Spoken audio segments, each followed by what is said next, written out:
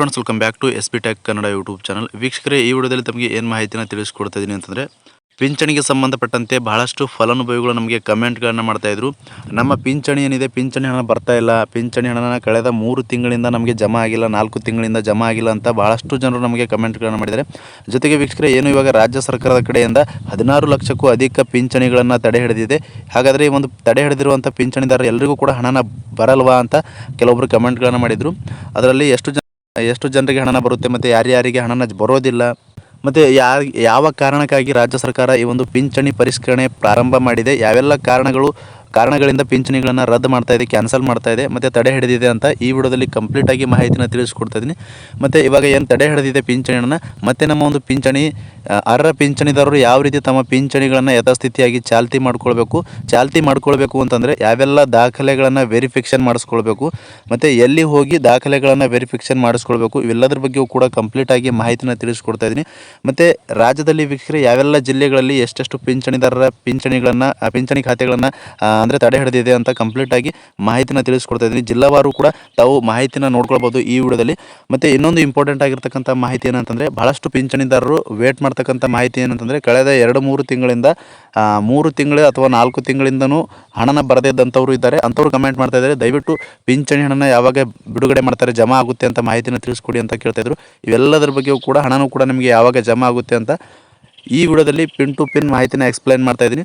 ಅದಕ್ಕೋಸ್ಕರ ಮಿಸ್ ಮಾಡದೆ ವಿಡಿಯೋನ ಕಡೆ ತನಕ ವಾಚ್ ಮಾಡಿ. ಮತ್ತು ಇನ್ನೂ ಯಾರು ವಿಡಿಯೋಗೆ ಲೈಕ್ ಮಾಡಿಲ್ಲ ಅಂತಂದರೆ, ವಿಡಿಯೋ ನೋಡುವಂಥ ಪ್ರತಿಯೊಬ್ಬರು ಕೂಡ ತಪ್ಪದೇ ವಿಡಿಯೋಗೆ ಲೈಕ್ ಮಾಡಿದ ತಕ್ಷಣ ಹೈಪ್ ಅನ್ನೋ ಆಪ್ಷನ್ ಕೂಡ ಬರುತ್ತೆ, ಅದನ್ನು ಕೂಡ ಕ್ಲಿಕ್ ಮಾಡಿ.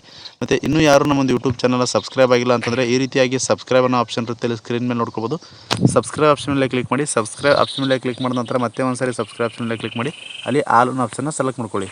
ಈ ರೀತಿ ಮಾಡೋದ್ರಿಂದ ಮುಂದೆ ನಾವು ಯಾವುದೇ ರೀತಿಯಾಗಿರ್ತಕ್ಕಂಥ ಹೊಸ ಮಾಹಿತಿಗಳು, ಹೊಸ ವಿಡಿಯೋಗಳು, ಸಾರ್ವಜನಿಕರಿಗೆ ಉಪಯುಕ್ತವಾಗುವಂಥ ಮಾಹಿತಿಗಳು, ಕೇಂದ್ರ ಸರ್ಕಾರದಾಗಿರ್ಬೋದು, ರಾಜ್ಯ ಸರ್ಕಾರದ ಯೋಜನೆಗಳಾಗಿರ್ಬೋದು, ಎಲ್ಲದ್ರ ಬಗ್ಗೆಯೂ ಕೂಡ ನಮ್ಮ ಒಂದು ಯೂಟ್ಯೂಬ್ ಚಾನಲ್ ಮೇಲೆ ವಿಡಿಯೋಗಳನ್ನು ಅಪ್ಲೋಡ್ ಮಾಡಿದರೆ ನಿಮಗೆ ಮೊದಲಿಗೆ ನೋಟಿಫಿಕೇಷನ್ ಬರುತ್ತೆ. ನೋಟಿಫಿಕೇಷನ್ ಕ್ಲಿಕ್ ಮಾಡೋ ಮುಖಾಂತರವಾಗಿ ಹೊಸ ವಿಡಿಯೋಗಳ ನೋಟಿಫಿಕೇಷನ್ ನೀವು ಮೊದಲನೇದಾಗಿ ಪಡೆದುಕೊಳ್ಬೋದು ಅಂತ ಹೇಳ್ತಾ, ಬನ್ನಿ ವೀಕ್ಷಕರೇ, ಪಿಂಚಣಿಗೆ ಸಂಬಂಧಪಟ್ಟಂತೆ ನೀವೆನ್ನೆಲ್ಲ ಕಮೆಂಟ್ಸ್ಗಳನ್ನು ಮಾಡಿದರೆ ಎಲ್ಲದ್ರ ಬಗ್ಗೆಯೂ ಕೂಡ ಕಂಪ್ಲೀಟಾಗಿ ಮಾಹಿತಿನ ತಿಳಿಸ್ಕೊಡ್ತಾ ಇದ್ದೀನಿ. ಬನ್ನಿ ವಿಡಿಯೋನ ಶುರು ಮಾಡೋಣ. ವೀಕ್ಷಕರೇ, ರಾಜ್ಯದಲ್ಲಿ ಬಹುತೇಕ ಪಿಂಚಣಿದಾರರು ಪಿಂಚಣಿ ಹಣಕ್ಕಾಗಿ ವೇಟ್ ಮಾಡ್ತಾ ಇದ್ದಾರೆ. ಸಂಧ್ಯಾ ಸುರಕ್ಷಾ ಯೋಜನೆ ಪಿಂಚಣಿದಾರರಾಗಿರ್ಬೋದು, ಅಥವಾ ಮನಸ್ವಿನಿ ಪಿಂಚಣಿದಾರರು, ಮೈತ್ರಿ ಪಿಂಚಣಿದಾರರು, ಅಂಗವಿಕಲ ಪಿಂಚಣಿದಾರರು, ವಿಧವಾ ವೇತನ ಪಿಂಚಣಿದಾರರು, ವೃದ್ಧಾಪ್ಯ ಯೋಜನೆ ಪಿಂಚಣಿದಾರರು, ಈ ರೀತಿಯಾಗಿ ಸರ್ಕಾರದ ಕಡೆಯಿಂದ ಯಾವೆಲ್ಲ ಒಂದು ಪಿಂಚಣಿಗಳನ್ನು ಪಡಿತಾ ಇದ್ರು, ಪಿಂಚಣಿನ ಪಡಿತಕ್ಕಂಥವ್ರು ಬಹಳಷ್ಟು ಒಂದು ನಿರಾಸೆಯನ್ನು ಉಂಟು ಮಾಡಿರುವಂಥದ್ದು. ಯಾಕೆ ಅಂತಂದರೆ, ಈಗಾಗಲೇ ರಾಜ್ಯದಲ್ಲಿ 16 ಲಕ್ಷಕ್ಕೂ ಅಧಿಕ ಪಿಂಚಣಿದಾರರ ಪಿಂಚಣಿಗಳನ್ನು ತಡೆ ಹಿಡಿದಿರುವ ಕಾರಣಕ್ಕಾಗಿ ಪಿಂಚಣಿನ ನಮ್ಮದು ಸ್ಟಾಪ್ ಆಗಿದೆನಾ, ಬಂದಾಗಿದೆನಾ, ಕಳೆದ 4 ತಿಂಗಳಿಂದ ಹಣನ ಬರ್ತಾ ಇಲ್ಲ ಅಂತ ಬಹಳಷ್ಟು ವಯಸ್ಸಾದಂಥ ಹಿರಿಯ ನಾಗರಿಕರು ಕೂಡ ಆಫೀಸಿಂದ ಆಫೀಸ್ಗೆ ಅಲೆದಾಡ್ತಾ ಇರುವಂಥದ್ದು. ಈ ನಿಟ್ಟಿನಲ್ಲಿ ವೀಕ್ಷಕರೇ, ಈಗ ಯಾವ ಕಾರಣಕ್ಕಾಗಿ ಈ ಒಂದು ಪಿಂಚಣಿಗಳನ್ನು ತಡೆ ಹಿಡಿದಿದ್ದಾರೆ ಅಂತ ನೋಡೋದಾದರೆ, ಮೊದಲನೇದಾಗಿ ವೀಕ್ಷಕರೇ, ಏನು ಇವಾಗ ಪಿಂಚಣಿಗೆ ಅರ್ಜಿ ಸಲ್ಲಿಸುವ ಸಮಯದಲ್ಲಿ ಅರ್ಜಿ ಸಲ್ಲಿಸುವಾಗ ಏನು ದಾಖಲೆ ಒಂದು ಅಡ್ರೆಸ್ನ ಕೊಟ್ಟಿರ್ತಾರೆ ಅಂತಂದರೆ ವಿಳಾಸ ಕೊಟ್ಟಿರ್ತಾರೆ. ಆ ವಿಳಾಸದಲ್ಲಿ ಈಗ ಸದ್ಯಕ್ಕೆ ಪ್ರೆಸೆಂಟಾಗಿ ನೋಡಿದ್ರೆ ಆ ಒಂದು ವಿಳಾಸದಲ್ಲಿ ಪಿಂಚಣಿದಾರರು ಇಲ್ಲ ಅಂತ ಮಾಹಿತಿನ ಸರ್ಕಾರಕ್ಕೆ ಬಂದಿರುವಂಥದ್ದು. ಅಂದರೆ ಪಿಂಚಣಿ ಪರಿಶೀಲನೆಗೆ ಅವರ ಒಂದು ಗ್ರಾಮಕ್ಕೆ ತೆರಳಿದಾಗ ಅಧಿಕಾರಿಗಳಿಗೆ ಸಿಕ್ಕಿರುವ ಮಾಹಿತಿ ಏನಂತಂದರೆ, ಇವಾಗ ಪಿಂಚಣಿ ಪಡಿತಕ್ಕಂಥ ಪಿಂಚಣಿದಾರರು ಆ ಒಂದು ಸ್ಥಳದಲ್ಲಿ ಏನು ಅರ್ಜಿ ಸಲ್ಲಿಸುವಾಗ ಅಡ್ರೆಸ್ನ ಕೊಟ್ಟಿರ್ತಾರೆ, ಆ ಒಂದು ಅಡ್ರೆಸ್ಸಲ್ಲಿ ಪಿಂಚಣಿದಾರರು ಇಲ್ಲ ಅಂತ ಪಿಂಚಣಿಗಳನ್ನು ತಡೆ ಹಿಡಿದಿರುವಂಥದ್ದು. ಸುಮಾರು ವೀಕ್ಷಕರು 2 ಲಕ್ಷಕ್ಕೂ ಅಧಿಕ ಪಿಂಚಣಿದಾರರ ಪಿಂಚಣಿಗಳು ಇದೇ ರೀತಿಯಾಗಿ ಆ ಒಂದು ಕೊಟ್ಟಿರ್ತಕ್ಕಂಥ ಅಡ್ರೆಸ್ಸಲ್ಲಿ ಅವರು ವಾಸ ಇಲ್ಲ ಅಂತ ಪಿಂಚಣಿಗಳನ್ನು ತಡೆ ಹಿಡಿದಿರುವಂಥದ್ದು. ಇನ್ನು ವೀಕ್ಷಕರೇ, ಎರಡನೇ ಕಾರಣ ಏನಂತಂದರೆ, ಪಿಂಚಣಿ ತಡೆ ಹಿಡಿದಿರೋಕ್ಕೆ ಎರಡನೇ ಕಾರಣ ಏನಂತಂದರೆ, ಯಾರೆಲ್ಲ ಪಿಂಚಣಿದಾರರು ಪಿಂಚಣಿಗೆ ಸಂಬಂಧಪಟ್ಟಂತೆ ಅರ್ಜಿ ಸಲ್ಲಿಸುವಾಗ ಸರಿಯಾದ ದಾಖಲೆಗಳನ್ನು ಸಬ್ಮಿಟ್ ಮಾಡಿಲ್ಲ, ಸರಿಯಾದ ದಾಖಲೆಗಳನ್ನು ಪರಿಶೀಲನೆ ಮಾಡಿಲ್ಲ, ಸರಿಯಾದ ದಾಖಲೆಗಳನ್ನು ಇಲ್ಲದೇ ಇರುವ ಕಾರಣಕ್ಕಾಗಿ 13 ಲಕ್ಷಕ್ಕೂ ಅಧಿಕ ಪಿಂಚಣಿದಾರರ ಪಿಂಚಣಿಗಳನ್ನು ತಡೆ ಹಿಡಿದಿರುವಂಥದ್ದು. ವೀಕ್ಷಕರೇ, ರಾಜ್ಯದಲ್ಲಿ 13 ಲಕ್ಷಕ್ಕೂ ಅಧಿಕ ಪಿಂಚಣಿದಾರರ ದಾಖಲೆಗಳು ಸರಿಯಾಗಿ ಹೊಂದಾಣಿಕೆ ಆಗ್ತಾ ಇಲ್ಲ. ಈ ರೀತಿಯಾಗಿ 13 ಲಕ್ಷ ಪಿಂಚಣಿದಾರರು ರಾಜ್ಯದಲ್ಲಿ ಇದ್ದಾರೆ ಅಂತ ಅಧಿಕಾರಿಗಳು ಮಾಹಿತಿಯನ್ನು ತಿಳಿಸಿರುವ ಕಾರಣಕ್ಕಾಗಿ ಈ ಒಂದು ಕಾರಣದಿಂದ ಪಿಂಚಣಿಗಳು ಕೂಡ ತಡೆ ಹಿಡಿದಿರುವಂಥದ್ದು. ಇನ್ನು ವೀಕ್ಷಕರೇ, ಬಹಳಷ್ಟು ಜನ ಪಿಂಚಣಿದಾರರು ಏನಾಗಿದೆ ಅಂತಂದರೆ, ಮೂರನೇ ಕಾರಣ ಯಾವ ಕಾರಣಕ್ಕಾಗಿ ತಡೆ ಹಿಡಿದಿದ್ದಾರೆ ಅಂತಂದರೆ, ಪಿಂಚಣಿದಾರರು ಏನು ಪಿಂಚಣಿ ವಯಸ್ಸಾದಂಥ ಪಿಂಚಣಿನ ಪಡಿತಕ್ಕಂಥ ಹಿರಿಯ ನಾಗರಿಕರಲ್ಲಿ ಅನೇಕ ಜನರು ವಯಸ್ಸು ಕಡಿಮೆ ಇರುವಂಥವರು ಕೂಡ ಪಿಂಚಣಿಗಳನ್ನು ಮಾಡಿಸ್ಕೊಂಡಿದ್ದಾರೆ, ಪಿಂಚಣಿ ಸೌಲಭ್ಯನ ಪಡಿತಾ ಇದ್ದಾರೆ. ಹೀಗಾಗಿ ಅಂತಹ ಪಿಂಚಣಿದಾರರ ಪಿಂಚಣಿಗಳನ್ನು ಕೂಡ ನಾವು ತಡೆ ಹಿಡಿದಿದ್ದೀವಿ ಅಂತ ಮಾಹಿತಿನ ತಿಳಿಸಿರುವಂಥದ್ದು. ಇನ್ನು ವೀಕ್ಷಕರೇ, ನಾಲ್ಕನೇ ಕಾರಣ ಏನಂತಂದರೆ ಈ ಒಂದು ಪಿಂಚಣಿಗೆ ಅರ್ಜಿ ಸಲ್ಲಿಸುವಾಗ ಸುಳ್ಳು ದಾಖಲೆಗಳನ್ನು ಕೊಟ್ಟು ಪಿಂಚಣಿಗಳನ್ನು ಪಡಿತಾ ಇದ್ದಾರೆ ಅಂತಂದರೆ ಯಾರೆಲ್ಲ ಒಂದು ಸರ್ಕಾರಿ ನೌಕರಸ್ಥರು ಕೂಡ ಪಿಂಚಣಿನ ಪಡಿತಾ ಇದ್ದಾರೆ, ಮತ್ತು ಆದಾಯ ತೆರಿಗೆಗಳನ್ನು ಕಟ್ತಕ್ಕಂಥವ್ರು GST ಪೇಯರ್ಸ್ ಯಾರೆಲ್ಲ ಇದ್ದಾರೆ ಅಂಥವರು ಕೂಡ ಪಿಂಚಣಿ ಸೌಲಭ್ಯಗಳನ್ನು ಪಡಿತಾ ಇದ್ದಾರೆ. ಅಂದರೆ ಯಾರೆಲ್ಲ ಒಂದು BPL ಕಾರ್ಡ್ ಇಲ್ಲದೇ ಇದ್ದರೂ ಕೂಡ APL ಕಾರ್ಡ್ ಇದ್ದಂಥವ್ರು ಕೂಡ ಪಿಂಚಣಿಗಳನ್ನು ಪಡಿತಾ ಇದ್ದಾರೆ. ಶ್ರೀಮಂತರು ಕೂಡ ಪಿಂಚಣಿ ಸೌಲಭ್ಯಗಳನ್ನು ಪಡಿತಾ ಇದ್ದಾರೆ ಸುಳ್ಳು ದಾಖಲೆಗಳನ್ನು ನೀಡಿ ಅಂತ. ಈ ಒಂದು ನಾಲ್ಕನೇ ಕಾರಣದಿಂದಲೂ ಕೂಡ ಪಿಂಚಣಿಗಳನ್ನು ತಡೆ ಹಿಡಿದೀವಿ ಅಂತ ಸರ್ಕಾರದ ಕಡೆಯಿಂದಲೇ ಮಾಹಿತಿಯನ್ನು ತಿಳಿಸಿರುವಂಥದ್ದು. ಇನ್ನು ವೀಕ್ಷಕರೇ, ಏನು ಐದನೇದಾಗಿ ಅಪ್ಡೇಟ್ ಯಾವ ಕಾರಣಕ್ಕಾಗಿ ಪಿಂಚಣಿಗಳನ್ನು ತಡೆ ಹಿಡಿದಿದ್ದಾರೆ ಅಂತ ನೋಡೋದಾದರೆ, ಐದನೇ ಕಾರಣ ಏನಂತಂದರೆ ವೀಕ್ಷಕರೇ, ಆದಾಯ ಪ್ರಮಾಣ ಪತ್ರದಲ್ಲಿರುವಂಥ ಆದಾಯ ಮಿತಿನ ಹೆಚ್ಚಿಗೆ ಇದೆ. ಆದಾಯ ಪ್ರಮಾಣ ಪತ್ರಗಳು ಭಾಳಷ್ಟು ಜನರು ಆದಾಯ ಪ್ರಮಾಣ ಪತ್ರಗಳನ್ನೇ ಸಲ್ಲಿಸಿಲ್ಲ, ಇಲಾಖೆಗೆ ಸಬ್ಮಿಟ್ ಮಾಡಿಲ್ಲ, ಅರ್ಜಿ ಸಲ್ಲಿಸುವಾಗ ಸಬ್ಮಿಟ್ ಮಾಡಿಲ್ಲ ಅಂತ ಈ ರೀತಿಯಾಗಿ ಸರ್ಕಾರದ ಕಡೆಯಿಂದಲೇ ಮಾಹಿತಿಯನ್ನು ತಿಳಿಸಿರುವಂಥದ್ದು. ಸುಮಾರು 45,000ಕ್ಕಿಂತ ಹೆಚ್ಚಿಗೆ ಪಿಂಚಣಿ ಹಣ ಏನು ಪಡಿತಕ್ಕಂಥ ಫಲಾನುಭವಿಗಳಿದ್ದಾರೆ ಅಂಥವರು ಆದಾಯ ಪ್ರಮಾಣ ಪತ್ರಗಳನ್ನು ಸಲ್ಲಿಸಿಲ್ಲ, ಆದಾಯ ಮಿತಿನ ಹೆಚ್ಚಿಗೆ ಇದೆ ಅಂತ ಈ ರೀತಿಯಾಗಿ ಕೂಡ ಇದು ಐದನೇ ಕಾರಣದಿಂದ ಪಿಂಚಣಿನ ತಡೆ ಹಿಡಿದಿರುವಂಥದ್ದು. ಇನ್ನು ವೀಕ್ಷಕರೇ, ಇಷ್ಟು ಕಾರಣಗಳಿಂದ ಪಿಂಚಣಿಗಳನ್ನು ತಡೆ ಹಿಡಿದಿದ್ದಾರೆ ವೀಕ್ಷಕರೇ.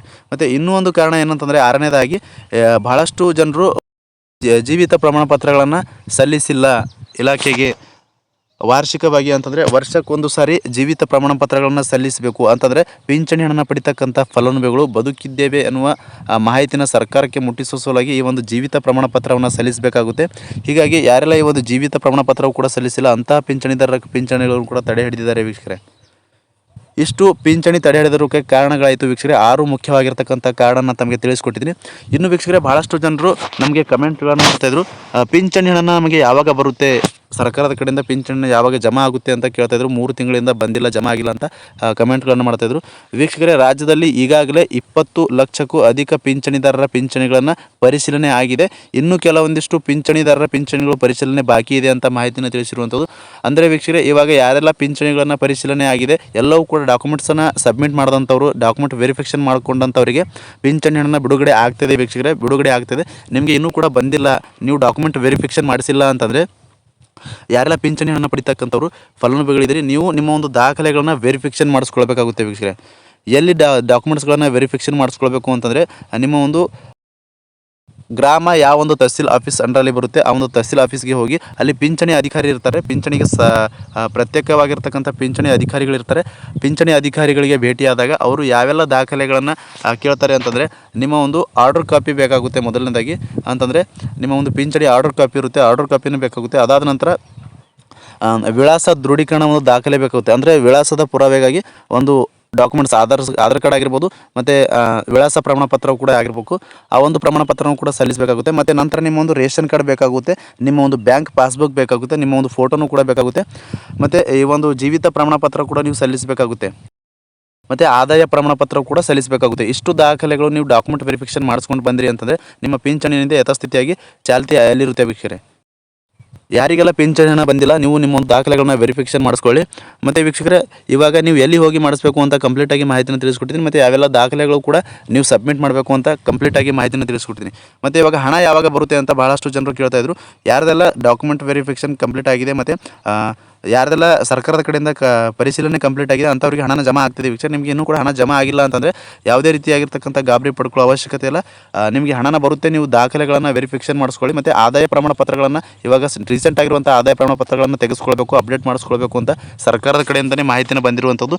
ಹೀಗಾಗಿ ಯಾರೆಲ್ಲ ಆದಾಯ ಪ್ರಮಾಣ ಪತ್ರದಲ್ಲಿ ಆದಾಯ ಮಿತಿನ ಹೆಚ್ಚಿಗೆ ಇತ್ತು ಅಂತಂದರೆ ನೀವು ಆದಾಯ ಪ್ರಮಾಣ ಪತ್ರ ಹೊಸದಾಗಿ ಆದಾಯ ಪ್ರಮಾಣ ಪತ್ರವನ್ನು ತೆಗೆದುಕೊಂಡು ಆದಾಯ ಮಿತಿ ಏನಿದೆ ಕಡಿಮೆ ಮಾಡಿಸ್ಕೊಳ್ಬೇಕು ಅಂತ ತಿಳಿಸ್ಕೊಟ್ಟಿದ್ದಾರೆ. ಮತ್ತು ಅಂಗವಿಕಲ ಪಿಂಚಣಿ ಹಣ ಬರ್ತಾ ಇಲ್ಲ ಅಂತಂದರೆ ಅಂಗವಿಕಲರು ನಿಮ್ಮ ಒಂದು UDID ಕಾರ್ಡ್ಗಳನ್ನು ಯಾರೆಲ್ಲ ಮಾಡಿಸ್ಕೊಂಡಿಲ್ಲ ಅಂಥವರು UDID ಕಾರ್ಡ್ಗಳನ್ನು ಮಾಡಿಸ್ಕೊಳ್ಬೇಕು ಅಂತ ಸರ್ಕಾರದ ಕಡೆಯಿಂದಲೇ ಮಾಹಿತಿನ ತಿಳಿಸಿರುವಂಥದ್ದು.